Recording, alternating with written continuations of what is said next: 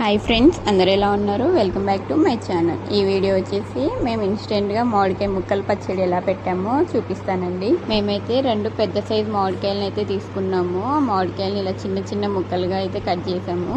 నేను చూపించిన కప్పులో మాకైతే 5 కప్స్ వచ్చిందండి. మీరు కూడా ఏదైనా ఒక కప్పుతోనే అన్నీ మెజర్ చేసుకోండి. ఆ కప్పుతోనే మిగతావి కూడా అన్నీ వేస్తే కరెక్ట్ కొలతలతో అయితే వస్తుంది. అలా మెజర్ చేసి మామిడికాయ ముక్కలు మొత్తం ఒక గిన్నెలోకి అయితే తీసుకోండి. తర్వాత స్టవ్ మీద ఒక ప్యాన్ పెట్టుకొని దాంట్లో ఒక 1/2 టేబుల్ స్పూన్ మెంతులు వేసుకోండి. మెంతులు కొంచెం వేగిన తర్వాతకి 1 టేబుల్ స్పూన్ ఆవాలు, దాంతోపాటు కొంచెం 1/2 టేబుల్ స్పూన్ జీలకర్ర అయితే వేసుకోండి.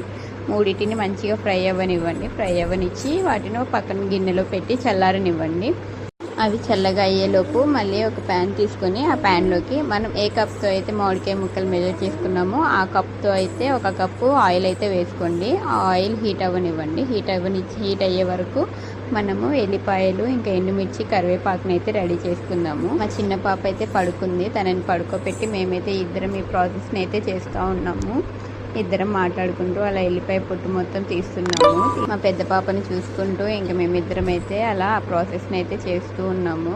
మధ్య మధ్యలో మా పెద్ద పాప అయితే గెలుపుతూ ఉంది. ఎల్లిపాయలు మొత్తం మంచిగా పొట్టు తీసుకొని తర్వాత వాటిని కొంచెం కచ్చా పచ్చాగా అయితే దంచుకోండి. మరీ మెత్తగా దంచుకోకుండా కచ్చా పచ్చాగా అయితే దంచుకోండి వాటిని. ఈ ప్రాసెస్ అంతా అయ్యే వరకు మన ఆయిల్ కూడా హీట్ ఎక్కింది. ఇంకా ఆయిల్లో ఫస్ట్ అయితే కొన్ని ఆవాలను అయితే వేసుకోండి. ఆవాలు కొంచెం చిటపటమంటున్నప్పుడు వాటిలోనే ఇంకా ఎండుమిర్చి, కరివేపాకు మనం రెడీ చేసుకున్నవి ఫస్ట్ అయితే ఎండుమిర్చి, కరివేపాకు అయితే వేసుకోండి.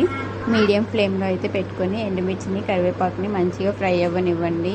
ఆ రెండు కూడా మంచిగా ఫ్రై అయిన తర్వాతకి స్టవ్ అనేది ఆఫ్ చేసేయండి.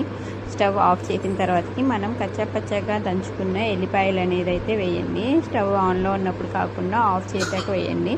ఎందుకంటే అప్పటికి మన ఆయిల్ చాలా హీట్గా ఉంది కాబట్టి ఆ ఆయిల్లోనే ఎల్లిపాయలు అనేవి కూడా మంచిగా ఫ్రై అయిపోతాయి. ఎల్లిపాయలు వేసిన తర్వాత ఒక 2-3 టైమ్స్ అలా స్పూన్తో మంచిగా కలుపుతూ ఉండండి ఫ్రై అవ్వడానికి. ఇంకా అవి ఫ్రై అయిపోయిన తర్వాతకి ఆయిల్ అనేది మళ్ళీ కూలింగ్కి పక్కన పెట్టేయండి. ఆయిల్ చల్లగా అయ్యేలోపు మనం వేయించిన మసాలాలన్నిటినీ ఇలా అయితే పట్టుకుంది. మెత్తగా మిక్సీ పట్టుకున్న తర్వాతకి మనకి రెడీగా ఉన్న మామిడికాయ ముక్కల మీద అయితే మీ మసాలా మొత్తాన్ని అయితే వేసుకోండి.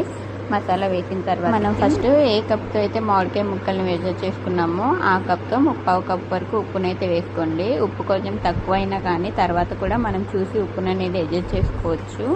అండ్ అదే కప్పుతో 1 కప్పు వరకు కారం అయితే వేసుకోండి. 1 కప్పు కారం మంచిగా సరిపోతుంది మనం చూసుకున్న మామిడికాయ ముక్కలకి.